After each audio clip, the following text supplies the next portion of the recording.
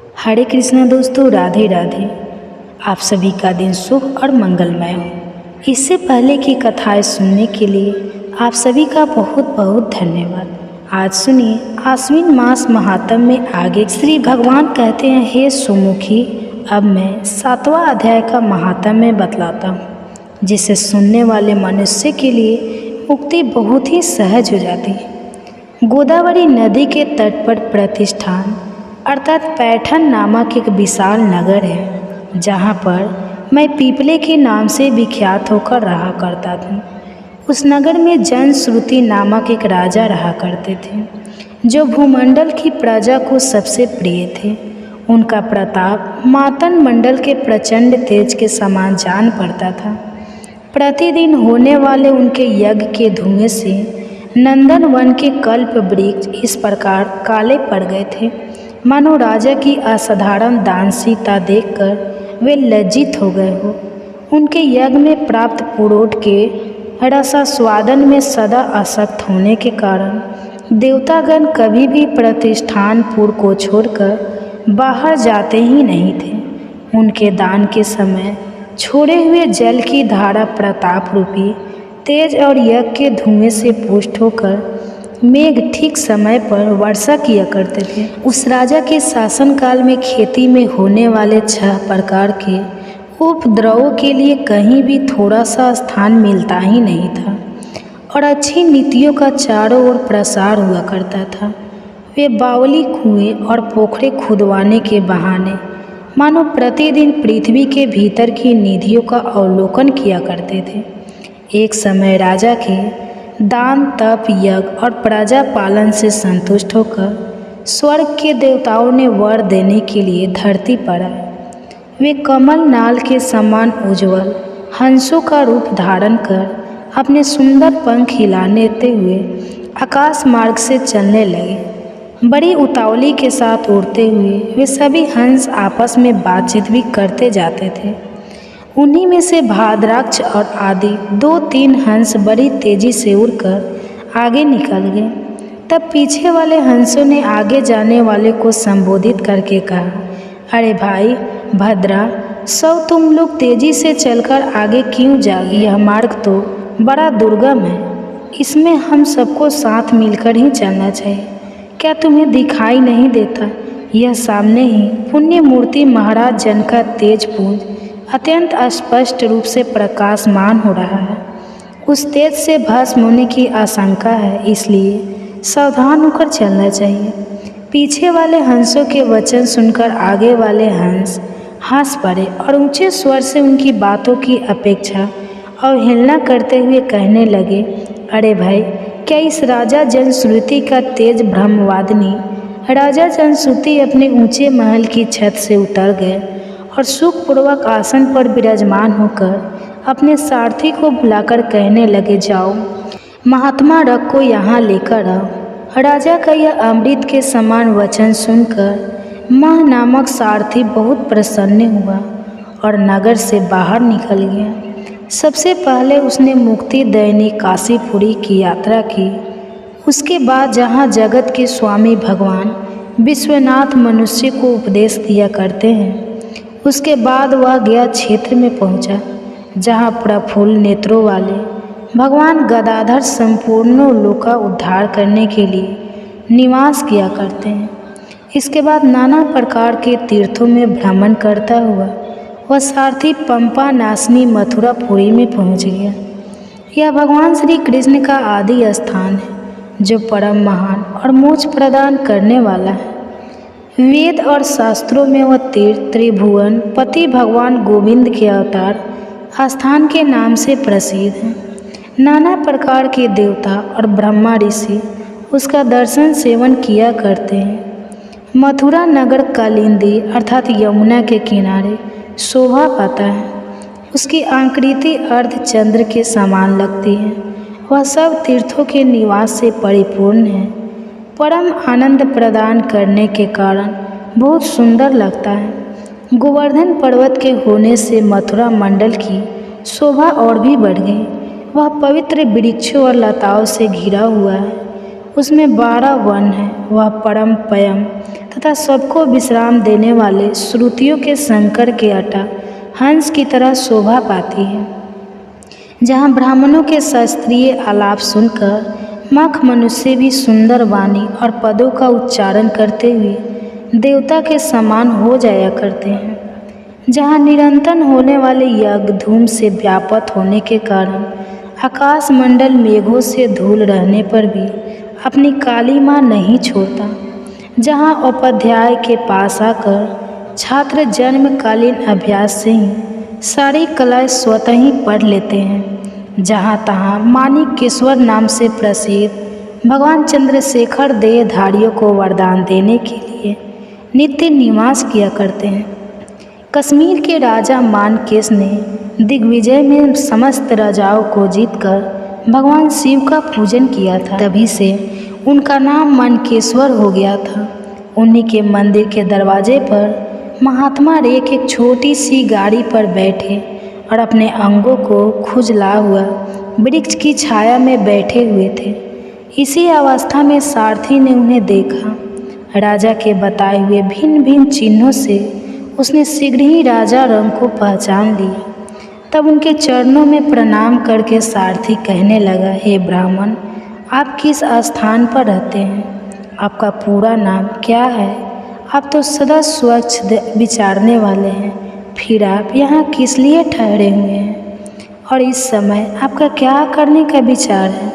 कृपा बताइए। सारथी के ऐसे वचन सुनकर परम आनंद में निमग्न महात्मा रख ने कुछ सोचकर उससे कहा, यद्यपि हम पूर्ण काम है, हमें किसी वस्तु की कोई आवश्यकता नहीं, फिर भी कोई भी हमारी मनोवृत्ति के अनुसार परिचर्या कर सकता है। रख के हार्दिक अभिप्राय को आदरपूर्वक ग्रहण करके सारथी धीरे से राजा के पास चल दिया। वहां पहुंचकर राजा को प्रणाम करके उसने हाथ जोड़कर सारा समाचार राजा को सुना दिया। उस समय स्वामी के दर्शन से सारथी के मन में बड़ी प्रसन्नता थी। सारथी के वचन सुनकर राजा के नेत्र आश्चर्य से चकित हो उठे। उनके हृदय में रंग का सत्कार करने की श्रद्धा जागृत हुई। उन्होंने 2 खच्चरों से जुड़ती हुई एक गाड़ी लेकर यात्रा प्रारंभ कर दी। साथ ही मोती के हार, अच्छे अच्छे वस्त्र और 1 सहस्त्र गौवें भी साथ में ले ली। कश्मीर मंडल में महात्मा रख जहाँ रहा करते थे, वहाँ पहुंचकर राजा ने सारी वस्तुएं उनके आगे निवेदित कर दी और पृथ्वी पर पटकर साष्टांग प्रणाम किया। महात्मा रख अत्यंत भक्ति के साथ चरणों में पड़े हुए राजा जनश्रुति पर क्रोधित होकर बोले, अरे क्षुद्र, तो दुष्ट राजा है, क्या तू मेरा वृत्तांत नहीं जानता? एक खच्चर से जूती हुई अपनी ऊंची गाड़ी लेकर जा। यह वस्त्र, यह मोतियों के हार, यह दूध दे वाली गाय भी खुद ही ले जा। इस तरह आज्ञा देकर रख ने राजा के मन में भय उत्पन्न कर दिया। तब राजा ने सांप के भय से महात्मा रख के दोनों चरण पकड़ लिए और भक्तिपूर्वक कहने लगे, हे ब्राह्मण, मुझ पर प्रसन्न हुई। भगवान, आप में यह अद्भुत महात्म कैसे आया? प्रसन्न होकर मुझे ठीक ठीक बताइए। तब महात्मा रथ कहने लगे, राजन, मैं प्रतिदिन गीता के 7वें अध्याय का जाप करता हूँ। इसी से मेरी तेजो राशि देवताओं के लिए भी दुरस्य हो गई है। इसके बाद परम बुद्धिमान राजा जनश्रुति ने यत्नपूर्वक महात्मा रथ से 7वां अध्याय का अभ्यास किया। इससे उन्हें मोक्ष की प्राप्ति हुई। इधर रैक भी भगवान मान केशव के समीप मोक्ष दायक गीता के 7वें अध्याय का जप करते हुए सुख से रहने लगे। हंस का रूप धारण करके वरदान देने के लिए आए हुए देवता भी विस्मित होकर वहाँ से स्वेच्छानुसार चले गए। जो मनुष्य सदा इस एक ही अध्याय का जप करता है, वह भी भगवान विष्णु के ही स्वरूप को प्राप्त होता है। इसमें बिल्कुल भी संदेह नहीं है। बलराम जी के साथ हुआ था। अब यह यदुवंश जो ब्राह्मणों के श्राप से भस्म हो चुका है, पारस्परिक फूट और युद्ध से नष्ट हो जाएगा। आज के 7वें दिन समुद्र इस पूरी द्वारिका को डुबो देगा। प्यारे उद्धव, जिस क्षण में मृत्यु लोक का परित्याग कर दूंगा, उसी क्षण इसके सारे मंगल नष्ट हो जाएंगे और थोड़े ही दिनों में पृथ्वी पर कलयुग का बोलबाला हो जाएगा। जब मैं इस पृथ्वी का त्याग कर दूं, तब तुम इस पर मत रहना, क्योंकि साधु उद्धव, कलयुग में अधिकांश लोगों की रुचि अधर्म में ही होगी। अब तुम अपने आत्मीय स्वजन और बंधु बांधव का स्नेह बंधन छोड़ दो और अनन्य प्रेम से मुझ में अपना मन लगाकर समदृष्टि से पृथ्वी में स्वच्छंद विचरण करो। इस जगत में जो कुछ मन से सोचा जाता है, वाणी से कहा जाता है, नेत्रों से देखा जाता है और श्रवण आदि इंद्रियों से अनुभव किया जाता है, वह सब वान सपने की तरह मन का विलास है। इसलिए माया मात्र है, मिथ्या है। ऐसा समझ लो, जिस पुरुष का मन अशांत है, असनत है, उसी को पागल की तरह अनेक वस्तुएं मालूम पड़ती हैं। वास्तव में यह चित्त का भ्रम ही है। नानों का भ्रम हो जाने पर ही यह गुण है और यह दोष इस प्रकार की कल्पना करनी पड़ती है। जिस बुद्धि में गुण और दोष का भेद बैठ गया है, मूल हो गया है, उसी के लिए कर्म अकर्म और विकर्म रूप भेद का प्रतिपादन हुआ है। इसलिए उद्धव, तुम पहले अपनी समस्त इंद्रियों को अपने वश में कर लो, उनकी बागडोर अपने हाथ में ले लो और केवल इंद्रियों को ही नहीं, चित्त की समस्त वृत्तियों को भी रोक लो और फिर ऐसा अनुभव करो कि सारा जगत अपने आत्म में ही फैला हुआ है और आत्म मुझ है, अभिन्न है। जब वेदों के मुख्य तात्पर्य निश्चय रूप ज्ञान और अनुभव रूप विज्ञान से भली भांति संपन्न होकर तुम अपने आत्मा के अनुभव में ही आनंद मंग रहोगे और संपूर्ण देवता आदि शरीरधारियों के आत्मा हो जाओगे। इसलिए किसी भी विघ्न से तुम पीड़ित नहीं हो सकोगे, क्योंकि उन विघ्नों और विघ्न करने वाले की आत्मा भी तुम ही होंगे। जो पुरुष गुण और दोष बुद्धि से अतीत हो जाता है, वह बालक के समान निषिद्ध कर्म से निर्वृत्त होता है, परंतु दोष बुद्धि से नहीं, वह वित्त कर्म का अनुष्ठान भी करता है, परंतु गुण बुद्धि से नहीं। जितने श्रुति हो के तात्पर्य का यथार्थ ज्ञान ही नहीं प्राप्त कर लिया, बल्कि उसका साक्षात्कार भी कर लिया है। और इस प्रकार जो अटल निश्चय से संपन्न हो गया है, वह समस्त प्राणियों का हिता से सुविध होता है और उसकी वृत्तियाँ सर्वथा शांत रहती हैं। वह समस्त प्रतिमान विश्व को मेरा ही स्वरूप, आत्मस्वरूप देखता है। इसलिए उसे फिर कभी जन्म मृत्यु के चक्कर में नहीं पड़ना पड़ता। श्री सुखदेव जी कहते हैं, परीक्षित, जब भगवान श्री कृष्ण ने इस प्रकार आदेश दिया, तब भगवान के परम प्रेमी उद्धव जी ने उन्हें प्रेरणा करके तत्व ज्ञान की प्राप्ति की इच्छा से यह प्रश्न किया। उद्धव जी ने कहा, भगवान, आप ही समस्त योगियों के गुप्त पूंजी, योगों के कारण योगेश्वर है। आप ही समस्त योग के आधार हैं, उनके कारण और योग स्वरूप भी हैं। आपने मेरे परम कल्याण के लिए उस संन्यास त्याग का उपदेश किया है, परंतु अनंत जो लोग विषयों के चिंतन और सेवन में खूल मिल गए हैं, विषय आत्मा हो गए हैं, उनके लिए विषय भोगों और कामनाओं का त्याग अत्यंत कठिन है। सर्वस्वरूप उसमें भी जो लोग आपसे विमुख हैं, उनके लिए तो इस प्रकार का त्याग सर्वथा असंभव है। ऐसा मेरा निश्चय है प्रभु, मैं भी ऐसा ही हूँ। मेरा मति इतनी मूढ़ हो गई है कि यह मैं हूँ, यह मेरा है, इस भाव से मैं आपकी माया के खेल दे और देह के संबंधी स्त्री पुत्र धन आदि में डूब रहा हूँ। अतः भगवान, आपने जिस संन्यास का उपदेश किया है, उसका तत्व मुझे सेवक को इस प्रकार समझाइए कि मैं सुगमता पूर्वक उसका साधन कर सकूं। मेरे प्रभु, आप भूत भविष्य वर्तमान इन तीनों कालों से आबाधित एक रस सत्य है। आप दूसरे के द्वारा प्रकाशित नहीं, स्वयं प्रकार आत्मस्वरूप है। प्रभु, मैं समझता हूँ कि मेरे लिए आत्म तत्व का उपदेश करने वाला आपके अतिरिक्त देवताओं में भी कोई नहीं है। ब्रह्मा आदि जितने बड़े बड़े देवता हैं, वे सब शरीरा अभिमानी होने के कारण आपकी माया से मोहित हो रहे हैं। उनकी बुद्धि माया के वश में हो गई है। यही कारण है कि वे इंद्रियों से अनुभव किए जाने वाले वह विषयों को सत्य मानते हैं। इसलिए मुझे तो आप ही उपदेश कीजिए भगवान। इसी से चारों ओर से दुखों की दावा अग्नि से जलकर और विरत होकर मैं आपकी शरण में आया हूँ। आप निर्दोष देश काल से अपने सर्वज्ञ सर्वशक्तिमान और अविनाशी वैकुंठ लोक के निवासी और नर के नित्य शाखा नारायण हैं, अतः आप ही मुझे उपदेश कीजिए भगवान।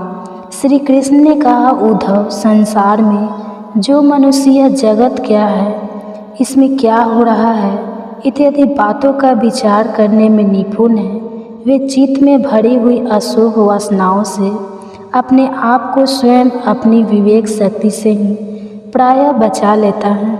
समस्त प्राणियों का विशेषकर मनुष्य का आत्मा अपने हित और अहित का उपदेश का गुरु है, क्योंकि मनुष्य अपने प्रत्यक्ष अनुभव और अनुमान के द्वारा अपने हित अहित का निर्णय करने से पूर्णतः समर्थ है।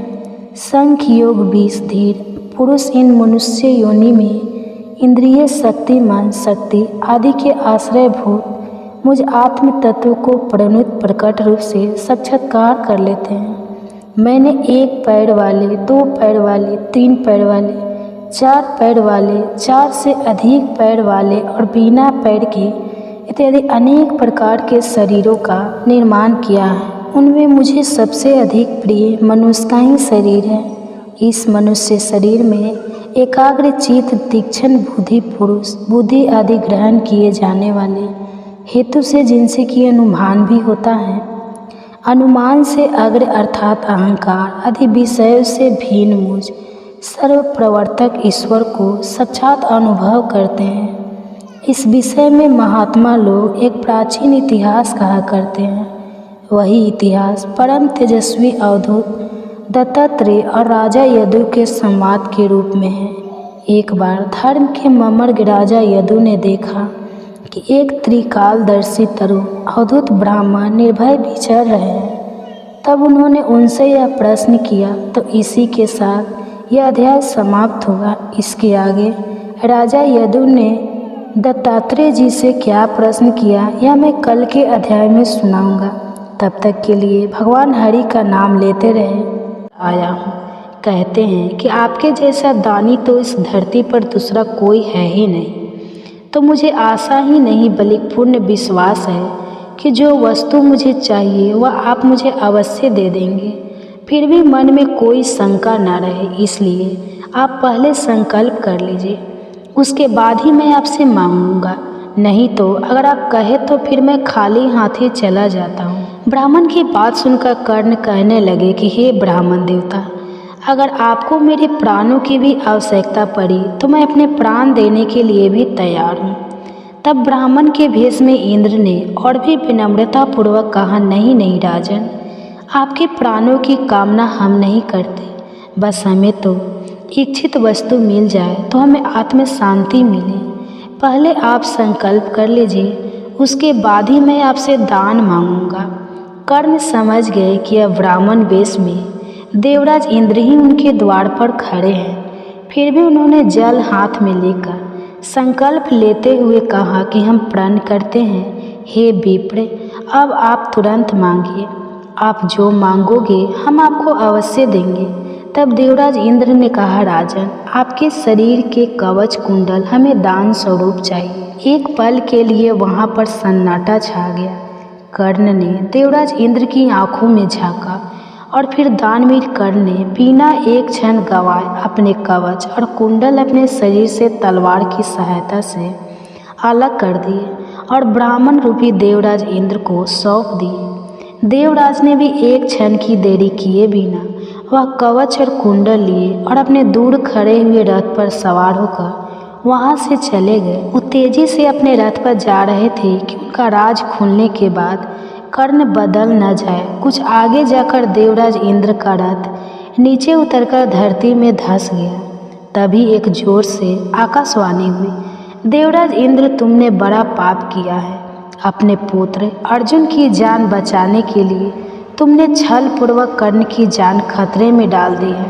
अब यह रथ यही धसावड़म दान की गई वस्तु के बदले में बराबरी की कोई वस्तु देनी होगी। इंद्र क्या करते, उन्होंने यह मंजूर कर लिया। तब वे फिर से कर्ण के पास गए, लेकिन इस बार ब्राह्मण के वेश में नहीं बल्कि स्वयं देवराज इंद्र के वेश में। कर्ण ने उन्हें आता देखकर कहा, देवराज आदेश करिए, अब आपको और क्या चाहिए। तब इंद्र ने कुछ संकोचवश कहा, हे दानवीर कर्ण, अब मैं याचक नहीं हूँ बल्कि मैं आपको कुछ देने आया हूँ। कवच कुंडल को छोड़कर आपको जो कुछ मांगना हो वो आप मुझसे मांग सकते हैं। देवराज की बात सुनकर दानवीर कर्ण ने कहा, देवराज मैंने आज तक कभी किसी से कुछ नहीं मांगा और ना ही मुझे कुछ चाहिए। कर्ण तो सिर्फ दान देना जानता है, लेना नहीं। तब इंद्र ने विनम्रतापूर्वक कहा, महाराज कर्ण आपको कुछ तो मांगना ही पड़ेगा, नहीं तो मेरा रथ और मैं यहाँ से नहीं जा सकता हूँ। आप कुछ मांगेंगे तो मुझ पर बड़ी कृपा होगी। आप जो भी मांगोगे मैं देने को तैयार हूँ। कर्ण ने कहा, देवराज आप चाहे कितना भी प्रयास कर लीजिए, लेकिन मैं सिर्फ दान देना जानता हूँ, लेना नहीं। मैंने जीवन में कभी कोई दान नहीं लिया। तब विवश होकर इंद्र ने कहा, हे कर्ण, मैं यह व्रज रूपी शक्ति आपको बदले में देकर जा रहा हूँ। तुम इसको जिसके ऊपर भी चला दोगे वह बच नहीं पाएगा। भले ही साक्षात काल के ऊपर ही चला देना, लेकिन ध्यान रखना इसका प्रयोग तुम सिर्फ एक बार ही कर पाओगे। कर्ण कुछ कहते उससे पहले ही देवराज वह व्रज शक्ति वहाँ रखकर तुरंत वहाँ से चले गए। कर्ण के आवाज़ देने पर भी वह रुके नहीं। बाद में कर्ण को उस व्रज शक्ति को अपने पास मजबूरन रखना पड़ा। लेकिन जैसे ही उधर दुर्योधन को पता चला कि कर्ण ने अपने दिव्य कवच और कुंडल दान में दे दिए हैं, तब तो दुर्योधन को मूर्छा ही आ गई। उसको हस्तिनापुर का राज हाथ से जाता लगने लगा, क्योंकि जब तक कर्ण दुर्योधन की सेना में था तब तक दुर्योधन सबको जीत सकता था। कर्ण के सहयोग से ही वह महाभारत का युद्ध लड़ने के लिए कुरुक्षेत्र के मैदान में उतरा था। अगर दुर्योधन को कर्ण का सहारा नहीं होता तो वह कभी भी महाभारत का युद्ध लड़ने की हिम्मत कर ही नहीं सकता था। कर्ण ने देवराज इंद्र द्वारा दी गई व्रज शक्ति का प्रयोग कब और कैसे किया, अगर आप इस बारे में जानना चाहते हैं तो कमेंट्स करके ज़रूर बताइएगा, ताकि अगले अध्याय में मैं आपको इस बारे में भी कथा सुना सकूं।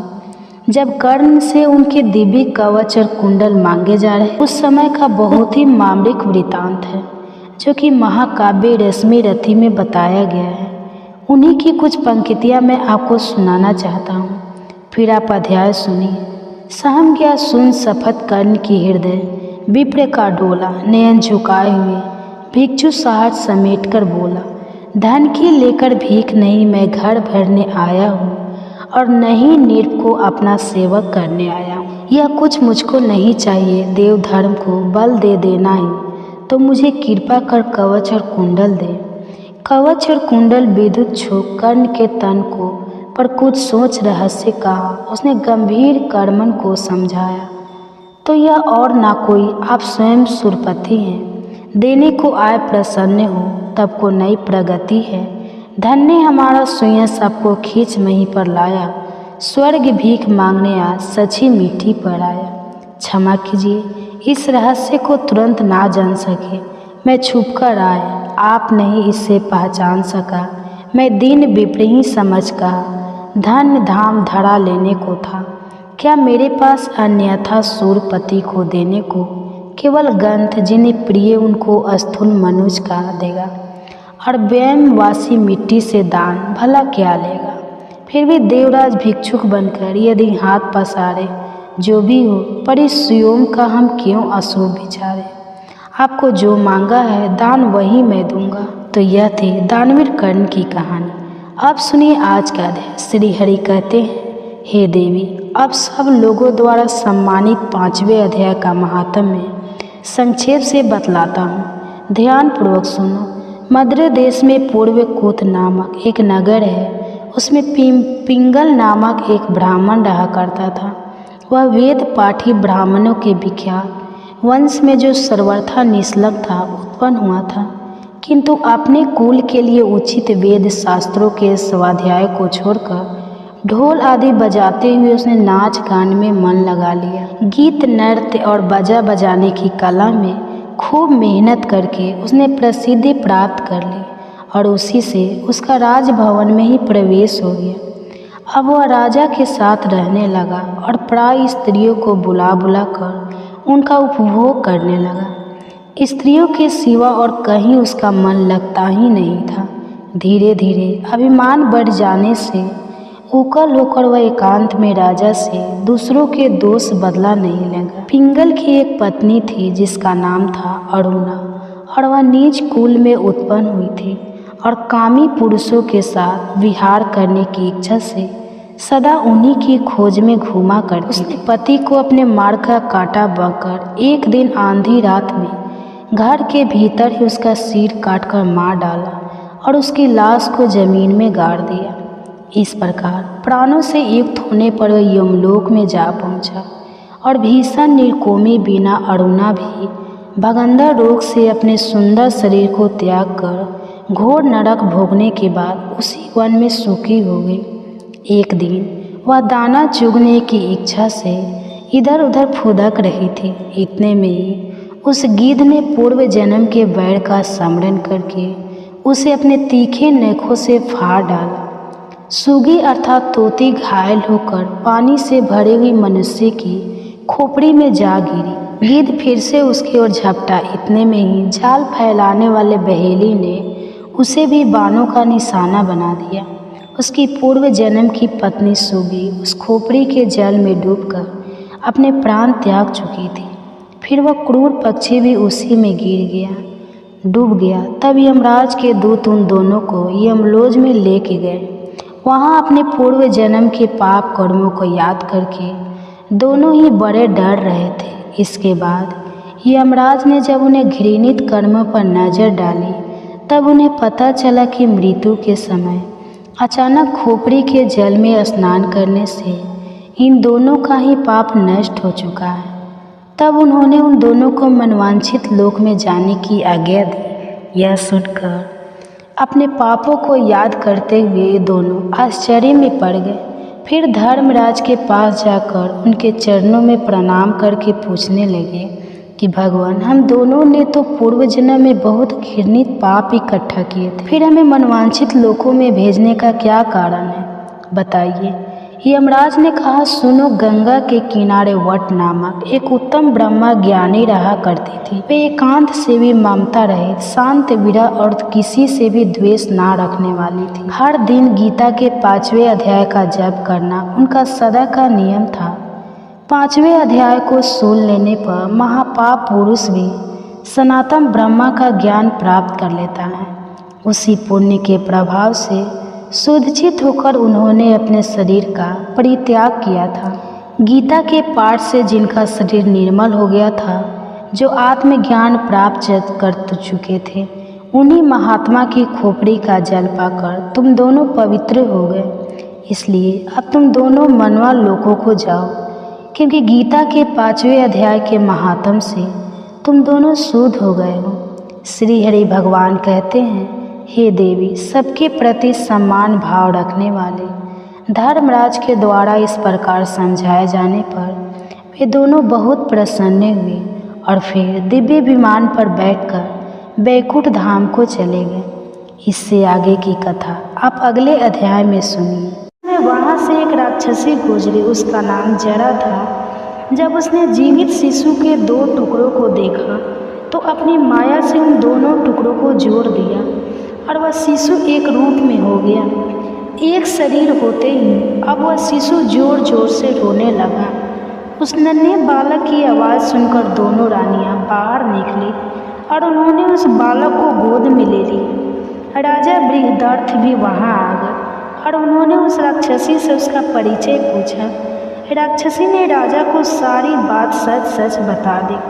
सुनकर राजा बहुत खुश हुए और फिर उन्होंने उस बालक का नाम जरासंध रख दिया, क्योंकि उसे जरा नाम की राक्षसी ने संदित अर्थात जोड़ा था।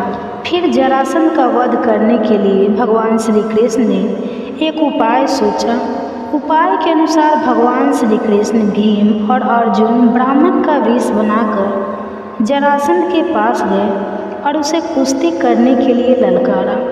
जरासंध समझ गया कि अब ब्राह्मण नहीं है। जरासंध के कहने पर श्री कृष्ण ने अपना वास्तविक परिचय दिया। फिर जरासंध ने भीम से कुश्ती लड़ने का निश्चय किया। राजा जरासंध और भीम का युद्ध कार्तिक कृष्ण प्रतिपदा से 13 दिन तक लगातार चलता रहा। 14वें दिन भीम ने भगवान श्री कृष्ण का इशारा समझकर जरासंध के शरीर के 2 टुकड़े कर दिए। जरासंध का वध कर भगवान श्री कृष्ण ने उसकी कैद में जितने भी राजा थे उन सबको आज़ाद कर दिया और कहा कि धर्मराज युधिष्ठिर चक्रवर्ती पद प्राप्त करने के लिए राजा 100 यज्ञ करना चाहते हैं। आप लोग उनकी सहायता कीजिए। राजाओं ने भगवान कृष्ण का यह प्रस्ताव स्वीकार कर लिया और फिर धर्मराज युधिष्ठिर को अपना राजा मान लिया। भगवान श्री कृष्ण ने जरासंध के पुत्र सहदेव को अभय दान देकर मगध का राजा बना दिया। तो यह थी जरासंध की कहानी। भगवान श्री हरि देवी लक्ष्मी से कहते हैं, देवी अब मैं 4थे अध्याय का महात्म्य बताता हूँ, सुनो। भागीरथी के तट पर बनारस नाम की एक पुरी है। वहाँ विश्वनाथ जी के मंदिर में भारत नाम के एक योगनिष्ठ महात्मा रहा करते थे, जो प्रतिदिन आत्मचिंतन में तत्पर होकर आदरपूर्वक भगवत गीता के 4th अध्याय का पाठ किया करते थे। उसके अभ्यास से उनका अंतःकरण स्वच्छ निर्मल हो गया था। वे गर्मी सर्दी आदि द्वेंद्र से कभी व्यतीत नहीं होते थे। एक समय की बात है, वे तपोधन नगर की सीमा में स्थित देवताओं का दर्शन करने की इच्छा से घूमते हुए नगर से बाहर निकल गए। वहाँ बेर के 2 वृक्ष थे। उन्हीं की जड़ में वे रुककर विश्राम करने लगे। एक वृक्ष की जड़ में उन्होंने अपना मस्तक रखा हुआ था और दूसरे वृक्ष के मूल में उनका एक पैर टिका हुआ था। थोड़ी देर बाद विश्राम करके जब वे तपस्वी चले गए, तब बेर के वे दोनों वृक्ष 5-6 दिनों में ही सूख गए। उनमें पत्तियां और डालियां भी नहीं रह गई। इसके बाद वे दोनों वृक्ष कहीं ब्राह्मण के पवित्र घर में 2 कन्याओं के रूप में उत्पन्न हुई। वे दोनों कन्याएं जब बढ़कर 7 वर्ष की हो गई, तब उन्होंने एक दिन दूर देशों में घूमकर आते हुए भरत मुनि को देखा। उन्हें देखते ही वे दोनों उनके चरणों में पड़ गई और मीठी वाणी में बोली, मुनि आपकी ही कृपा से हम दोनों का उद्धार हुआ है। हमने बेर की योनि त्याग कर मानव शरीर प्राप्त कर लिया है। उनके इस प्रकार कहने पर मुनि को बड़ा आश्चर्य हुआ। तब उन्होंने पूछा, पुत्रियों मैंने कब और किस साधना से तुम्हें मुक्त किया था, बताओ। साथ ही यह भी बताओ कि तुम्हारे बेर के वृक्ष में होने का क्या कारण था, क्योंकि इस विषय में मुझे तो कुछ ज्ञात नहीं। तब वे कन्याएं पहले उन्हें अपने बेर हो जाने का वृत्तांत और कारण सुनाते हुए बोली, मुनि गोदावरी नदी के तट पर छीन पाप नाम का एक उत्तम तीर्थ है, जो मनुष्य को पुण्य प्रदान करने वाला है।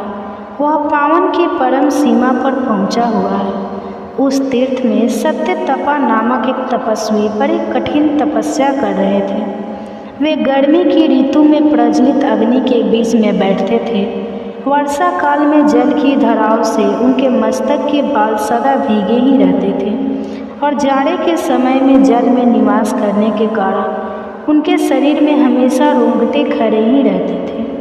वे बाहर भीतर से सदा शुद्ध रहते, समय पर तपस्या करते तथा मन और इंद्रियों को संयम में रखते हुए परम शांति प्राप्त करके आत्माओं में ही रमन करते थे।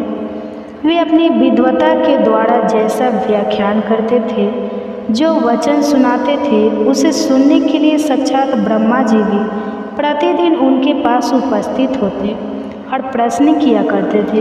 ब्रह्मा जी के साथ उनका कोई संकोच नहीं रह गया था, इसलिए उनके आने पर भी वो सदा तपस्या में ही मग्न रहते थे। परमात्मा के ध्यान में निरंतर संलग्न रहने के कारण उनकी तपस्या सदा बढ़ रहती थी। सत्य तपा को जीवन मुक्त के समान मानकर देवराज इंद्र को अपने समृद्धिशाली पद के संबंध में कुछ भय हुआ। तब उन्होंने उनकी तपस्या में सैकड़ों विघ्न डालना आरंभ कर दिए। अप्सराओं के समुदाय से हम दोनों को बुलाकर इंद्र ने इस प्रकार आदेश दिया कि तुम दोनों उस तपस्वी की तपस्या में जाकर विघ्न डालो, जो मुझे इंद्र पद से हटाकर स्वयं स्वर्ग का राज्य भोगना चाहता है। राज इंद्र का आदेश पाकर हम दोनों उनके सामने में चलकर गोदावरी के तीर पर, जहाँ पर वे मुनि कठिन तपस्या कर रहे थे, वहीं पर चलिए। वहाँ मंद और गंभीर स्वर से बजते हुए मृदंग तथा मधुर वेणी नाद के साथ हम दोनों ने अन्य अप्सराओं के साथ मधुर स्वर में गाना शुरू कर दिया। इतना ही नहीं, उन योगी महात्मा को वश में करने के लिए हम लोग स्वर, ताल और के साथ नृत्य भी करने लगे। बीच बीच में जरा जरा सा आंचल खिसकने पर उन्हें हमारा वक्ष स्थल भी दिखा जाया करता था। हम दोनों की उन्मत्त गति काम भाव का उद्दीपन करने वाली थी, काम भाव जागने वाली थी, किंतु उसने उन निर्विकार चित्त वाले महात्मा के मन में काम भाव जगाने के बजाय क्रोध उत्पन्न कर दिया। तब उन्होंने हाथ से जल छुड़कर हमें क्रोधपूर्वक श्राप दे डाला, अरे तुम दोनों गंगा जी के तट पर बेर के वृक्ष हो जाओ। यह सुनकर हम लोगों ने बड़ी विनम्रता के साथ कहा, महात्मा, हम दोनों पराधीन थे, इसलिए हमारे द्वारा जो दुष्कर्म बन गया है उसे आप क्षमा कर देंगे। ऐसा कहकर हमने मुनि को प्रसन्न कर लिया। तब उन पवित्र चित्त वाले मुनि ने हमारे श्राप उद्धार की अवधि निश्चित करते हुए कहा कि भरत मुनि के आने तक ही तुम पर यह श्राप लागू रहेगा। उसके बाद तुम लोगों का मृत लोक में जन्म होगा और पूर्व जन्म की स्मृति भी बनी रहे। मुनि, जिस समय हम दोनों बड़े वृक्ष के रूप में खड़े हुए थे, उस समय आपने ही हमारे समीप आकर गीता के 4 अध्याय का जाप करते हुए हमारा उद्धार किया था, इसलिए हम आपको प्रणाम करते हैं। आपने केवल श्राप से ही नहीं बल्कि इस भयानक संसार से भी गीता के 4 अध्याय के पाठ द्वारा हमें मुक्त कर दिया। श्री हरि कहते हैं, हे देवी, उन दोनों को इस प्रकार कहने पर मुनि बहुत ही प्रसन्न हुए और उनसे पूजित होकर विदा लेकर जैसे आए थे वैसे ही चले गए। और वे कन्याएं भी बड़े आदर के साथ प्रतिदिन गीता के 4 अध्याय का पाठ करने लगी, जिससे उनका उद्धार हो गया। बजरंगबली हनुमान भगवान श्री राम के परम भक्त हैं, यह बात तो हम सभी जानते हैं, लेकिन क्या आप जानते हैं कि पहली बार उनकी भेंट किस प्रकार हुई थी? तो एक बार हनुमान जी ऋषि मुख पर्वत की एक बहुत ऊंची चोटी पर बैठे हुए थे। उसी समय भगवान श्री राम जी सीता जी की खोज करते हुए लक्ष्मण जी के साथ ऋषि मुख पर्वत के पास पहुँचे। ऊंची चोटी पर से वानरों के राजा सुग्रीव ने उन लोगों को देखा और सोचा कि लगता है यह बाली के भेजे हुए 2 योद्धा हैं जो मुझे मारने के लिए हाथ में धनुष बाण लेकर चले आ रहे हैं। दूर से देखने पर यह दोनों तो बहुत बलवान जान पड़ते हैं। डर से घबराकर सुग्रीव ने हनुमान जी से कहा, हनुमान, वो देखो 2 बहुत बलवान मनुष्य हाथ में धनुष बाण लिए इधर ही पड़े आ रहे हैं। लगता है इन्हें बाली ने मुझे मारने के लिए भेजा है और यह मुझे ही चारों ओर खोज रहे हैं। तुम तुरंत तपस्वी ब्राह्मण का रूप बना लो और इन दोनों योद्धाओं के पास जाओ और यह पता लगाओ कि यह कौन है और यहाँ किस लिए घूम रहे हैं। अगर भय की कोई बात जान पड़े तो मुझे वहीं से संकेत कर देना, मैं तुरंत इस पर्वत को छोड़कर कहीं और भाग जाऊंगा। सुग्रीव को डरा हुआ और घबराया हुआ देखकर हनुमान जी तुरंत एक तपस्वी ब्राह्मण का रूप बनाकर भगवान श्री राम और लक्ष्मण जी के पास जा पहुँचे। उन्होंने दोनों भाइयों को मस्तक झुकाकर प्रणाम करते हुए कहा, प्रभु, आप लोग कौन हैं, कहाँ से आए हैं और यहाँ की धरती बड़ी ही कठोर है और आप लोगों के पैर तो बहुत ही कोमल हैं। किस कारण से आप यहाँ घूम रहे हैं? आप लोगों की सुंदरता को देखकर तो ऐसा लगता है जैसे आप ब्रह्मा विष्णु महेश में से कोई हो या नर नारायण के नाम से प्रसिद्ध ऋषि हो। कृपया आप अपना परिचय देकर हमारा उपकार कीजिए। हनुमान जी की मन को अच्छी लगने वाली बातें सुनकर भगवान श्री राम जी ने अपना और लक्ष्मण जी का परिचय देते हुए कहा। कि राक्षसों ने सीता जी का अपहरण कर लिया है। हम उन्हें खोजते हुए ही चारों ओर घूम रहे हैं। हे ब्राह्मण देवता, मेरा नाम राम और मेरे भाई का नाम लक्ष्मण है। हम अयोध्या नरेश महाराज दशरथ के पुत्र हैं। अब आप भी अपना परिचय दीजिए कि आप कौन हैं। भगवान श्री राम जी की बातें सुनकर हनुमान जी ने जान लिया कि यह स्वयं भगवान ही हैं। बस वह तुरंत ही उनके चरणों में गिर पड़े। फिर श्री राम जी ने उन्हें उठाकर गले से लगा लिया। हनुमान जी कहने लगे, प्रभु आप तो सारे संसार के स्वामी हैं, मुझसे मेरा परिचय क्या पूछते हैं। आपके चरणों की सेवा करने के लिए ही तो मेरा जन्म हुआ है। अब मुझे ने परम पवित्र चरणों में स्थान दीजिए। भगवान श्री राम ने प्रसन्न होकर उनके मस्तक पर अपना हाथ रख दिया। हनुमान जी ने उत्साह और प्रसन्नता से भरकर दोनों भाइयों को उठाकर कंधे पर बैठा लिया। सुग्रीव ने उनसे कहा था कि भय की अगर कोई बात होगी तो मुझे वहीं से संकेत कर देना। हनुमान जी ने श्री राम लक्ष्मण को कंधे पर बैठाया। यही सुग्रीव के लिए संकेत था कि इनमें से किसी से भी कोई भय नहीं है। उन्हें कंधे पर बिठाए हुए ही वह सुग्रीव के पास आए और उनसे सुग्रीव का परिचय कराया। भगवान श्री राम ने सुग्रीव के दुख और कष्ट की सारी बातें जानी, उसे अपना मित्र बनाया और दुष्ट बाली को मारकर उसे किष्किंधा का राज्य बना दिया। इस प्रकार हनुमान जी की सहायता से सुग्रीव का सारा दुख दूर हो गया। तो यह थी भगवान श्री राम और हनुमान जी की पहली भेंट की कहानी। उम्मीद है हर बार की तरह आज की यह वीडियो भी आपको अच्छी लगी होगी। भगवान श्री राम जी जब वनवास के बाद अयोध्या लौटे तो खूब धूमधाम से उनका राज तिलक हुआ। बड़े सम्मान के साथ उन्हें अयोध्या का राजा बना दिया गया। राज सिंहासन पर बैठने के बाद उन्होंने एक दिन लक्ष्मण जी को आदेश दिया कि भोजन करने से पहले देखो हमारे द्वार पर कहीं कोई भूखा तो नहीं रह गया। अब एक दिन की बात है, लक्ष्मण जी ने श्री राम जी से कहा कि मैं अभी आवाज़ लगाकर आया हूँ, कोई भी भूखा नहीं है, चलिए हम सब भोजन कर लेते हैं। लेकिन श्री राम जी बोले, नहीं लक्ष्मण, देखो दोबारा जाओ और ज़ोर से आवाज़ लगा, शायद कोई भूखा रह गया हो।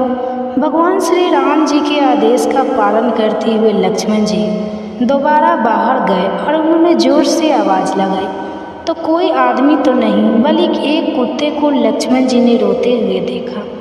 बाहर तो कोई भी व्यक्ति भूखा नहीं है, हाँ बल्कि एक कुत्ता जरूर रो रहा है। अब श्री राम जी ने उस कुत्ते को अंदर बुलवाया और फिर कुत्ते से पूछा, बताओ तुम क्यों रो रहे हो। कुत्ता कहने लगा, भगवान एक ब्राह्मण ने मुझे डंडे से मारा है। श्री राम जी ने अब उस ब्राह्मण को बुलवाया जिसने कुत्ते को डंडा मारा था। फिर उससे पूछा, बताओ क्या यह कुत्ता सही बोल रहा है। ब्राह्मण कहने लगा, हाँ प्रभु, यह मेरे रास्ते में सो रहा था इसलिए मैंने इसे डंडा मारा है। यह कुत्ते भी जहाँ तहाँ लेट जाते हैं, इन्हें डंडे से ही मारना चाहिए। भगवान श्री राम समझ गए कि गलती ब्राह्मण की ही है। अब ब्राह्मण है, उनसे क्या कहे। भला तो उन्होंने कुत्ते से ही पूछा, ब्राह्मण ने तुम्हें डंडा मारा तो बताओ अब तुम क्या चाहते हो। कुत्ता कहने लगा, प्रभु इसे मठाधीश बना दिया जाए। कुत्ते की बात सुनकर भगवान मुस्कुरा दिए और मुस्कुराते हुए उस कुत्ते से ही पूछने लगे कि इस ब्राह्मण ने तो तुम्हें डंडा मारा और बदले में तुम इन्हें मठाधीश बनाना चाहते हो। मठाधीश बनने से इनकी तो बहुत सेवा होगी, बहुत सारे चेले बन जाएंगे, इनका बहुत सम्मान होगा। फिर बताओ इससे तुम्हें क्या फ़ायदा होगा। कुत्ता बोला, भगवान मैं भी अपने पूर्व जन्म में मठाधीश था, लेकिन मुझसे कुछ गलत काम हो गया और आज मैं उस गलत काम की वजह से कुत्ते की योनि में हूँ और लोगों के डंडे खा रहा हूँ। या ब्राह्मण भी मठाधीश बनेगा तो फिर कुत्ते की योनि में जरूर जाएगा, फिर लोगों के डंडे खाएगा तो इसकी सज़ा पूरी हो जाएगी। और इस प्रकार उस कुत्ते ने बिना कोई सज़ा दिलवाए ही भगवान श्री राम जी को न्याय का एक तरीका बता दिया। अब सुनिए आगे की कथा। सुकर्म की कथा सुनाने के बाद भगवान विष्णु ने देवी लक्ष्मी से आगे कहा, प्रियजन, आस्थान में एक जड़ नामक ब्राह्मण था जो कौशिक वंश में उत्पन्न हुआ था। उसने अपना जातीय धर्म अर्थात ब्राह्मण धन छोड़कर बनिए के व्यापार में अपना मन लगाया और उसे पराई स्त्रियों के साथ व्यभिचार करने की बुरी आदत पड़ गई थी। वह सदा जुआ खेलता, शराब पीता और शिकार खेलकर जीवों की हिंसा किया करता था। इसी प्रकार उसका समय बीतता था। धन नष्ट हो जाने पर वह व्यापार करने के लिए बहुत दूर उत्तर दिशा में चला गया। वहाँ से धन कमाकर घर की ओर लौटा। बहुत दूर तक का रास्ता उसने तय कर लिया था। फिर एक दिन सूर्यास्त हो जाने पर जब दसों दिशाओं में अंधकार फैल गया, तब एक वृक्ष के नीचे उसे लिटोरे ने धन दबोच लिया और शीघ्र उसके प्राण भी ले लिए। उसके धर्म का लोभ हो गया था, इसलिए वह बड़ा भयानक प्रेत बन गया। अब उसका पुत्र बड़ा धर्मात्मा और वेदों का विद्वान था। उसने अब तक अपने पिता के लौट आने की राह देखी। जब उसके पिता वापस नहीं आए तब उसने पिता का पता लगाने के लिए वह खुद घर छोड़कर चल गया। अब वह हर दिन इधर उधर भटकता रहता, अपने पिता को खोजा करता, मगर राहगीरों से पूछने पर भी उसके पिता का कोई समाचार नहीं मिलता था। फिर एक दिन एक मनुष्य ने उसकी भेंट हुई जो उसके पिता का सहायक था। उसने सारा हाल बेटे को बता दिया। अब उससे सारा हाल जानकर अब बेटे ने अपने पिता की मृत्यु पर बहुत शोक किया। वह बहुत बुद्धिमान भी था। बहुत कुछ सोच विचार कर पिता का पारलौकिक कर्म करने की इच्छा से आवश्यक सामग्री साथ लेकर उसने काशी जाने का विचार किया। रास्ते में 7-8 जगह विश्राम करके वह 9 दिन उसी वृक्ष के नीचे जा पहुँचा जहाँ पर उसके पिता मारे गए थे। उस स्थान पर उसने श्याम की पूजा की और भगवत गीता के 3 अध्याय का पाठ किया। उसी समय आकाश में बड़ी भयानक आवाज़ हुई। उसने अपने पिता को भयंकर आकाश में देखा। फिर तुरंत ही उसने अपने सामने आकाश में उसे एक सुंदर विमान दिखाई दिया जो महान तेज से व्यापक था। उसमें अनेकों छोटी छोटी घंटी लगी हुई थी। उसके तेज से समस्त दिशाएं आलोकित हो रही थी। यह दृश्य देखकर उसके मन की सारी व्याकुलता दूर हो गई। उसने विमान पर अपने पिता को दिव्य रूप धारण किए विराजमान देखा। उनके शरीर पर पीताम्बर शोभा पा रहा था और मुनिजन उनकी स्तुति कर रहे थे। उन्हें देखते ही पुत्र ने प्रणाम किया। तब पिता ने भी अपने पुत्र को आशीर्वाद दिया। इसके बाद उसने अपने पिता से यह सारा वृत्तांत पूछा। उसके उत्तर में पिता ने सारी बातें इस प्रकार बतानी प्रारंभ की। पिता कहने लगा कि बेटा, देववश मेरे निकट गीता के 3 अध्याय का पाठ करके तुमने इस शरीर के द्वारा किए हुए दैतिक कर्म बंधन से मुझे छुड़ा दिया। इसलिए अब तुम घर लौट जाओ, क्योंकि जिसके लिए तुम काशी जा रहे थे वो उद्देश्य तो इसी समय 3 अध्याय के पाठ करने से ही सिद्ध हो गया है। पिता के ऐसा कहने पर पुत्र ने पूछा, पिताजी, मेरे हित का भी उपदेश दीजिए और मेरे कार्य में जो मेरे करने लायक काम हो वह मुझे बताइए। तब पिता ने कहा, बेटा, तुम्हें ही कार्य फील करना है। मैंने जो कर्म किया है वही मेरे भाई ने भी किया था, जिससे वो घोर नरक में पड़े हुए हैं। उनका भी तुम्हें उद्धार करना चाहिए तथा मेरे कुल के और भी जितने लोग नरक में पड़े हुए हैं उन सबका भी तुम्हारे द्वारा उद्धार हो जाना चाहिए। बस मेरी यही इच्छा है। बेटा, जिस साधन के द्वारा तुमने मुझे इस संकट से छुड़ाया है उसी का अनुष्ठान औरों के लिए भी करना बहुत उचित होता है। उसका अनुष्ठान करके उससे होने वाला पुण्य उन नरकीय जीवों को संकल्प कर दे। इससे वे समस्त पूर्वज मेरे ही तरह यातना से मुक्त होकर बहुत कम समय में ही श्री विष्णु के परम पद को प्राप्त हो जाएंगे। पिता का यह संदेश सुनकर पुत्र कहने लगा, पिताजी अगर ऐसी ही बात है और आपकी भी ऐसी ही इच्छा है तो मैं समस्त नरकीय जीवों को नरक से उद्धार कराऊंगा। यह सुनकर उसके पिता बोले, बेटा एवं अस्तु तुम्हारा कल्याण हो, मेरा सबसे प्रिय कार्य आज संपन्न हो गया। इस प्रकार अपने पुत्र को आश्वासन और आशीर्वाद देकर उसके पिता भगवान विष्णु के परम धाम को चले गए। इसके बाद वह भी लौटकर जनस्थान में आया और परम सुंदर भगवान श्री कृष्ण के मंदिर में उनके सामने बैठकर पिता के आदेशानुसार भागवत गीता के 3 अध्याय का पाठ करने लगा। उसने रखे जीवों का उद्धार करने की इच्छा से गीता पाठ जनित सारा पुण्य संकल्प करके दे दिया। इसी बीच में भगवान विष्णु के दूत यातना भोगने वाले नरकियों को छुड़ाने के लिए यमराज के पास गए। यमराज ने अनेक प्रकार से उनका स्वागत सत्कार किया, उनका पूजन किया, फिर उनकी कुशल मंगल पूछी। तब वे बोले, हे धर्मराज, हम लोगों के लिए सब और आनंद ही आनंद है। इस प्रकार सत्कार करके प्रीत लोक के सम्राट परम बुद्धिमान यम ने श्री विष्णु दूतों से यमलोक में आने का कारण पूछा।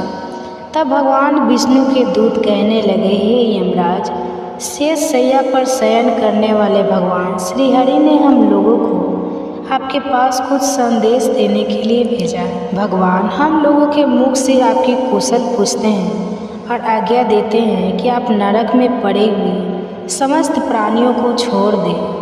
अमित तेजस्वी भगवान विष्णु का यह आदेश सुनकर यमराज ने मस्तक झुकाकर उससे सहर्ष स्वीकार कर लिया और मन ही मन कुछ सोचा। इसके बाद मदोमत नारकी जीवों को नरक से मुक्त देखकर उनके साथ वे भगवान विष्णु के वास स्थान को चल दिए। यमराज जी श्रेष्ठ विमान के द्वार जहाँ क्षीर सागर है वहीं जा पहुँचे। उसके भीतर कोटि कोटि सूर्य के समान कांति, मान नील कमल दल के समान श्याम सुंदर लोकनाथ जगत गुरु श्री हरि का उन्होंने दर्शन किया। भगवान का उनकी सैया बने हुए शेष नाग के फनों की मणियों के प्रकाश से दुगुना हो रहा था। वे बड़े आनंद मग्न दिखाई दे रहे थे। उनका हृदय प्रसन्नता से भरा हुआ था। देवी लक्ष्मी जी अपनी सरल चितवन से प्रेम पूर्वक उन्हें बारंबार निहार रही थी।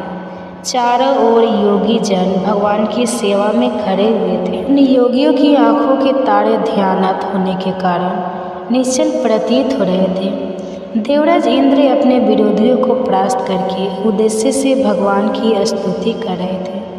श्री ब्रह्मा जी के मुख से निकले हुए वेदांत वाक्य मूर्तिमान होकर भगवान के गुणों का गान कर रहे थे और भगवान पूर्णतः संतुष्ट होने के साथ ही समस्त योनियों की ओर से उदासीन लग रहे थे। जीवों में से जिन्होंने योग साधन के द्वारा अधिक पुण्य इकट्ठा किया था, उन सबको एक ही साथ वे कृपा दृष्टि से निहार रहे थे।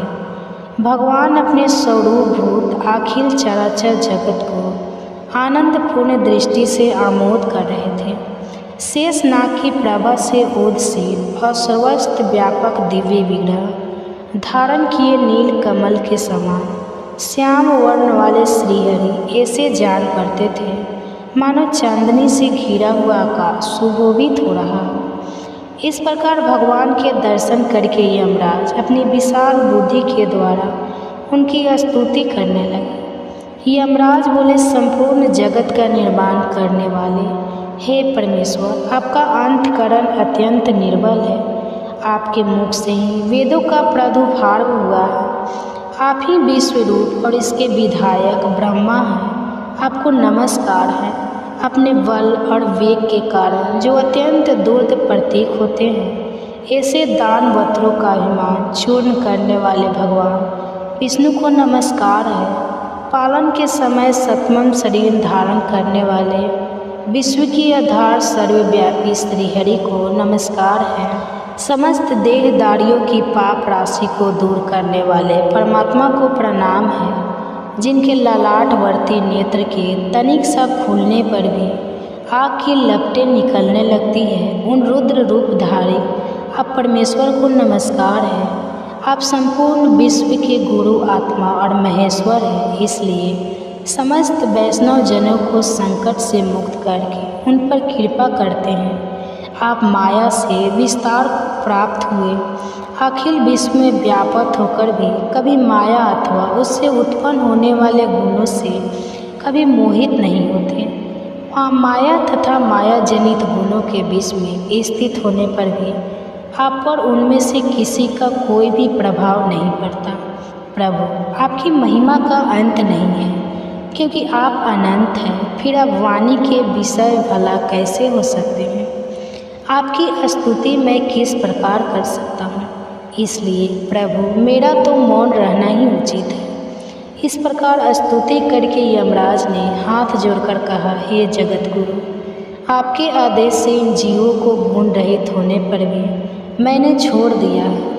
अब मेरे योगी और जो काड़े हो उसे बताइए। उनके ऐसा कहने पर भगवान मधुसूदन मेघ के समान गंभीर वाणी द्वारा मानो अमृत रस से सींच हुए बोले, धर्मराज, तुम सबके प्रति सम्मान भाव रखते हो, लोगों के पाप से उद्धार कर रहे हो। तुम पर देहधारियों का भार रखकर मैं निश्चित हूँ। इसलिए अब तुम अपना काम करो और अपने लोक को वापस लौट जाओ। ऐसा कहकर भगवान अंतर्ध्यान हो गए और यमराज भी अपनी पूरी को अर्थात यमपुरी को वापस लौटे और वह ब्राह्मण अपनी जाति के और समस्त नरकीय जीवों का नरक से उद्धार करके स्वयं से भी श्रेष्ठ विमान द्वारा श्री विष्णु धाम को चले गए। हरे कृष्णा। यह थी आज की कथा। आपको कैसी लगी कमेंट बॉक्स में ज़रूर बताइए और इससे आगे की कथा अगले अध्याय में सुनना मत भूलिएगा। गुरु जी के आश्रम में आता, उनकी सेवा करता।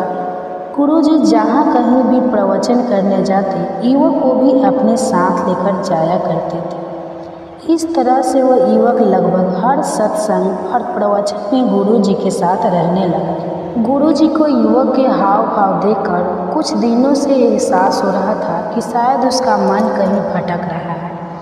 आखिरकार एक दिन गुरु जी ने युवक को अपने पास बुलाकर पूछा, बेटा, क्या बात है? मैं देख रहा हूँ कि पिछले कुछ दिनों से तुम बहुत परेशान लग रहे हो। युवक ने उत्तर दिया, गुरुजी, मैं पूरी श्रद्धा भाव से आपकी सेवा सत्कार कर रहा हूँ। आपके प्रवचन में बताई गई बातें भी बड़े ध्यान से सुनता हूँ, लेकिन मैं आपका शिष्य तो इसलिए बना था क्योंकि मैं यह भी जानना चाहता था क्या ईश्वर को प्राप्त करना संभव है। लेकिन इतने दिनों तक आपकी संगत में रहने पर भी मुझे आपसे इस प्रश्न का उत्तर प्राप्त नहीं हो पाया और इसी कारण मेरा मन हमेशा अशांत रहता है। अपने शिष्य की बात सुनकर गुरुजी मंद मंद मुस्कुराने लगे। फिर उन्होंने कहा कि बेटा, इतनी भी क्या जल्दी है, अभी कुछ दिन और ईश्वर के चरणों में भी था। फिर मैं तुम्हें ईश्वर प्राप्ति का मार्ग बताऊंगा। कुछ दिन और बीते तो फिर से शिष्य को गुरुजी ने अपने सामने पाया। गुरुजी ने पूछा, तुम सचमुच ईश्वर का साक्षात्कार करना चाहते हो? सच में तुम ईश्वर को पाना चाहते हो? तो वह युवक बहुत उत्साहित होकर अपने गुरु से कहने लगा, हाँ गुरुजी, मैं बिल्कुल भगवान को पाना चाहता हूँ। गुरुजी बोले, ठीक है, आज मैं तुम्हें ईश्वर प्राप्ति का मार्ग बतलाता हूँ, चलो मेरे साथ। अब गुरुजी अपने शिष्य को लेकर नदी की ओर चल पड़े। नदी के किनारे पहुंचने पर गुरुजी ने अपने शिष्य की गर्दन पकड़कर उसका मुंह नदी में डुबो दिया। गुरुजी के इस तरह अचानक डुबोने से उनका शिष्य संभल नहीं पाया और पानी में बाहर आने को छटपटाने लगा। कुछ देर अपने शिष्य को ऐसे ही डुबाए रखने के बाद गुरुजी ने युवक को छोड़ दिया। युवक ने पानी से बाहर आते ही लंबी सांस ली। फिर गुरुजी की ओर देखकर कहने लगा, गुरुजी, यह आप क्या कर रहे थे? गुरुजी ने मुस्कुराकर पूछा, बेटा, जब तुम पानी में थे तो बताओ, मुझे क्या सोच रहे थे? उस समय तुम्हारे मन को किसकी आस थी? युवक कहने लगा, गुरुजी, उस समय तो बस एक कतरा सांस लेने के लिए मैं मरा जा रहा था। ऐसा लग रहा था कि बस किसी तरह से एक पल के लिए मैं हवा में पास सांस ले पाऊँ। तब गुरुजी ने शिष्य को समझाया कि बेटा, जितनी तरफ तुमने डूबते समय हवा की थी, उतनी ही आत्मा को भी तरफ होती है भगवान से मिलने की। तब आत्मा को परमात्मा के दिव्य दर्शन होते हैं। अगर इतनी ही तरफ मन में लग ली जाए ईश्वर से मिलने के लिए, पहले अपनी आत्मा में वो भूख व तरफ पैदा करो, तभी ईश्वर को भगवान को प्राप्त किया जा सकता है। इसलिए अगर आपके मन में भगवान के दर्शन की इच्छा है, भगवान को आप पाना चाहते हैं, तो अपने मन में हर समय भगवान का ध्यान करो। अपने मन में इतनी तरफ पैदा करो कि आखिरकार अपने मन के अंदर ही आपको भगवान के दिव्य रूप के दर्शन हो पाए। आप सुनिए आज का अध्याय, जिसमें भगवान विष्णु देवी लक्ष्मी से कह रहे हैं कि हे देवी, अब आगे का वृत्तांत भी सुनिए। दक्षिण दिशा में वेद वेता ब्राह्मणों के पुरंदरपुर नामक नगर में श्रीमान देव शर्मा नामक एक विद्वान ब्राह्मण रहा करते थे। वे अतिथियों के पूजक, स्वास्थ्याय, सल वेद शास्त्रों के ज्ञाता, यज्ञों का अनुष्ठान करने वाले और तपस्वी के सदा ही प्रिय थे। उन्होंने उत्तम द्रव्य के द्वारा अग्नि में हवन करके बहुत लंबे समय तक देवताओं को तृप्त किया, लेकिन उस धर्मात्मा ब्राह्मण को कभी सदा रहने वाली शांति मिली ही नहीं। वे परम कल्याण में तत्व का ज्ञान प्राप्त करने की इच्छा से हर दिन प्रचुर सामग्रियों के द्वारा सत्य संकल्प वाले तपस्वी की सेवा करने लगे। इस प्रकार शुभ आचरण करते करते उन्हें बहुत लंबा समय बीत गया। उसके बाद एक दिन पृथ्वी पर उनके सामने एक त्यागी महात्मा प्रकट हुए। वे पूर्ण अनुभवी नासिका के अग्रभाव पर दृष्टि रखने वाले तथा शांत चित्त थे। लगातार परमात्मा के चिंतन में संलग्न होकर वे सदा आनंद विभोग रहा करते थे। देव शर्मा ने उन नित्य संतुष्ट तपस्वी को शुद्ध भाव से प्रणाम किया और पूछने लगे, हे महात्मा, मुझे शांति स्थिति कैसे प्राप्त होगी? मेरा मन बहुत ही अशांत रहता है, कृपा बताइए। तब उन आत्मज्ञानी संत ने देव शर्मा को सोपुर ग्राम के निवासी मित्रवान का, जो बकरियों को चराने का काम करता था, उसका परिचय दिया और कहा कि वही तुम्हें उपदेश देगा। यह सुनकर देव शर्मा ने महात्मा के चरणों की वंदना की और समृद्धिशाली सोपुर गांव में पहुंचकर उसके उत्तर भाग में विशाल वन देखा। उसी वन में नदी के किनारे एक शिला पर मित्रमान बैठा हुआ था। वही मित्रमान जो बकरियां चराने का काम किया करता था। उसके नेत्र आनंद से निश्चल हो रहे थे और वह अपलक दृष्टि से देख रहा था। वह स्थान आपस का स्वाभाविक बैर छोड़कर एकत्रित हुए परस्पर विरोधी जंतुओं से घिरा हुआ था। वहाँ पर उद्यान में मंद मंद हवा चल रही थी। मृगों के झुंड शांत भाव से बैठे हुए थे और मित्रवान दया से भरी हुई आनंदमय मनोहरी दृष्टि से पृथ्वी पर मानो अमृत छिड़क रहा था। इस रूप में उसे देखकर देव शर्मा का मन प्रसन्न हो गया। वे बड़ी उत्सुकता के साथ देव शर्मा के पास गए और मित्रवान ने भी अपने मस्तक को थोड़ा झुकाकर देव शर्मा का सत्कार किया। इसके बाद विद्वान देव शर्मा अन्य चित्र से मित्रवान के पास गए और जब उसके ध्यान का समय समाप्त हो गया, उस समय उन्होंने अपने मन की बात मित्रवान से पूछी कि महाभाग्य करना चाहता हूँ, मेरे इस मनोरथ की पूर्ति के लिए मुझे किसी ऐसे उपाय का उपदेश कीजिए जिसके द्वारा सिद्धि प्राप्त हो चुकी है। देव शर्मा की बात सुनकर मित्रवान ने कुछ समय तक विचार किया। थोड़ी देर विचार करने के बाद इस प्रकार कहा, हे विद्वान, एक समय की बात है, मैं वन के भीतर भिखारियों को रक्षा कर रहा था। इतने में ही एक भयंकर व्याघ्र पर मेरी दृष्टि पड़ी, जो मानो सबको खा लेना चाहता था। मैं मृत्यु से डरता था, इसलिए बाघ को आते देख बकरियों के झुंड को आगे करके मैं वहाँ से भाग गया। लेकिन एक बकरी तुरंत ही सारा भय छोड़कर नदी के किनारे उस बाघ के पास बड़ोक टोक चली गई और तभी वहाँ पर एक आश्चर्यजनक घटना घटी। वह बाघ भी द्वेष छोड़कर चुपचाप वहीं खड़ा हो गया। उसने बकरी को खाया ही नहीं। उसे इस अवस्था में देखकर वह बकरी बोली, बाघ, तुम्हें तो तुम्हारा मनपसंद भोजन प्राप्त हुआ है। मेरे शरीर से मांस निकालकर प्रेम से खाओ ना। तुम इतनी देर से खड़े हुए क्यों हो? तुम्हारे मन में मुझे खाने का विचार क्यों नहीं हो रहा? बकरी की बात सुनकर बाघ बोला, बकरी, इस स्थान पर आते ही मेरे मन से द्वेष का भाव निकल गया, भूख प्यास भी मिट गई। इसलिए पास आने पर मैं तुझे खाना नहीं चाहता। बाघ के ऐसा कहने पर वह बकरी बोली कि ना जाने मैं किसे निर्भय हो गई हूँ। इससे क्या कारण हो सकता? अगर बाघ तुम जानते हो तो जरा बताओ तो। यही सुनकर बाघ कहने लगा, मैं भी नहीं जानता। चलो सामने खड़े हुए इन महापुरुष से पूछते हैं। ऐसा निश्चय करके वे दोनों बाघ और बकरी वहाँ से चल दिए।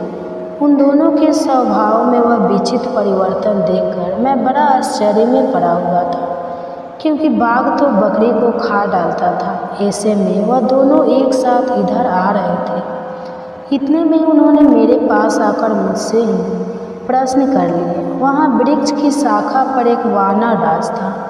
उन दोनों के साथ मैंने भी वानर राज से पूछा, बेटे। मेरे पूछने पर वानर राज ने बड़े आदर से कहा, आजा पाल सुनो। इस विषय में मैं तुम्हें एक प्राचीन वृत्तांत सुनाता हूँ।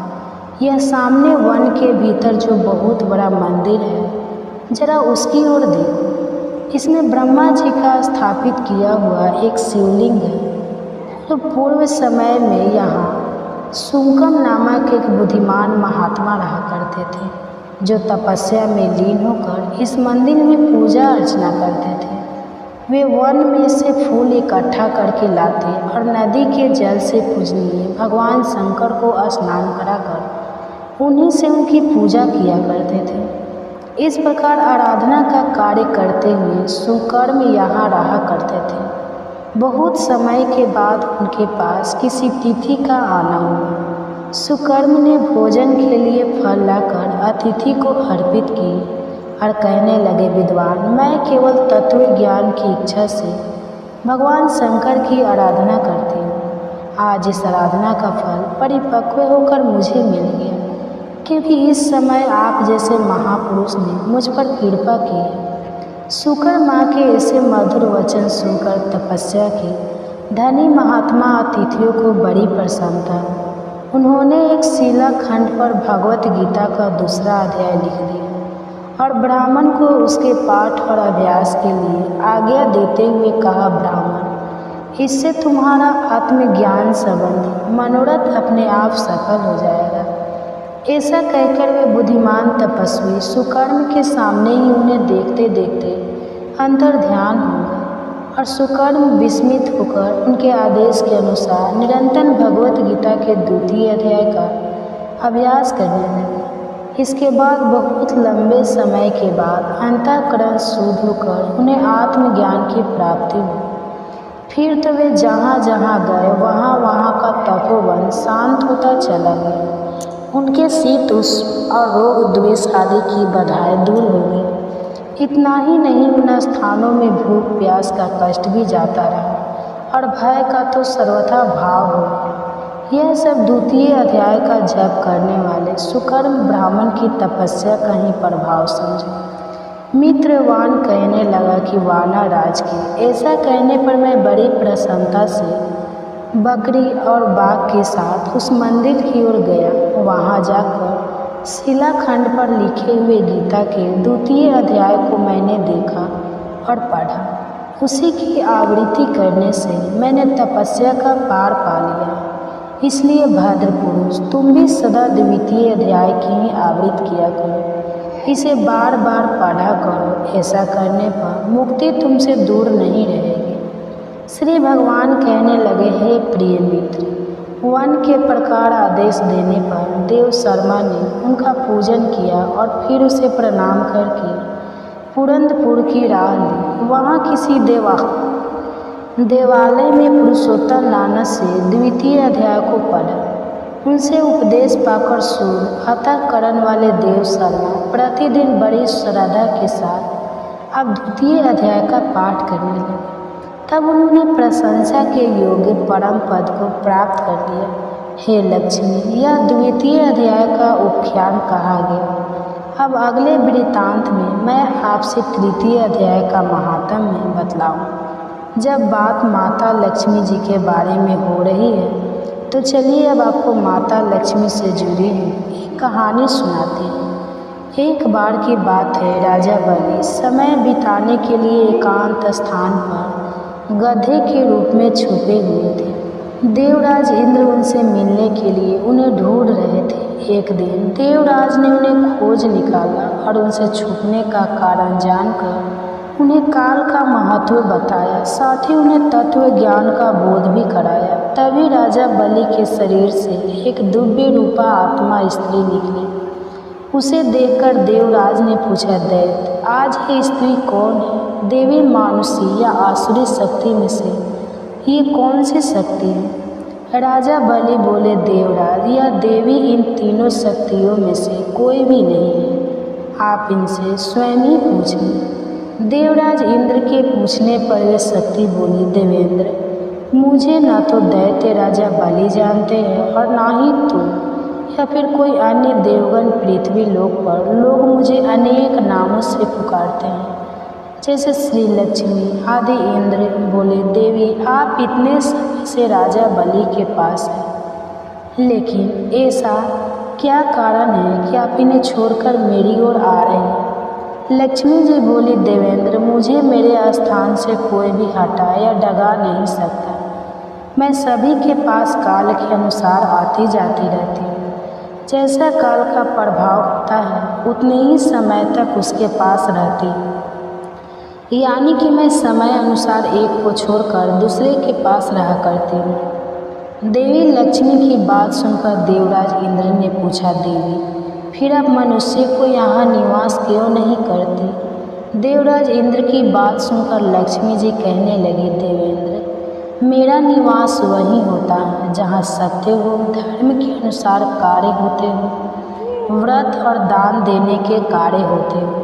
लेकिन मनुष्य भ्रष्ट होते जा रहे हैं। ये पहले इंद्रियों को वश में कर सकते थे, सत्यवादी थे, ब्राह्मणों की रक्षा करते थे, लेकिन अब इनके यह सभी गुण नष्ट होते जा रहे हैं।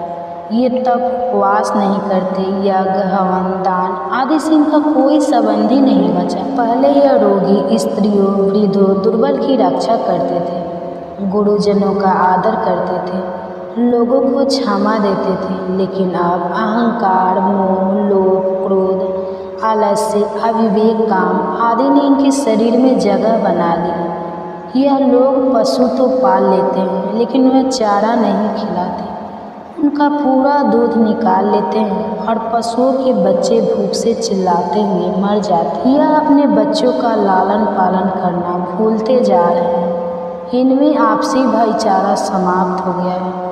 लूट खसोली, बेभिचार, कलह, स्त्रियों की पतिव्रता नष्ट करना ही अब इनका धर्म हो गया है। सूर्योदय के बाद तक सोने के कारण स्नान ध्यान से ये विमुख होते जा रहे हैं, इसलिए मेरा मन इनसे उचट गया है। देवताओं का मन अब धर्म में आसक्त हो रहा है, इसलिए अब मैं इन्हें छोड़कर देवताओं के पास निवास करूँ।